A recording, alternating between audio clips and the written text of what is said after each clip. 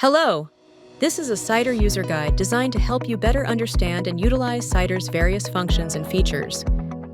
Through this guide, you'll quickly learn how to make Cider your capable assistant to enhance your work efficiency and learning experience. Let's get started. First, you can install Cider on your Chrome browser by visiting the Cider official website. Click Add to Chrome, then click again on the Chrome Web Store page and click Add Extension in the pop-up window. After a brief moment, Cider will automatically install itself on your Chrome browser. Before using Cider, you need to obtain your own Cider account. Cider supports registration and login using phone numbers, Google accounts, or Apple accounts. However, please note that phone number registration is currently only available in mainland China.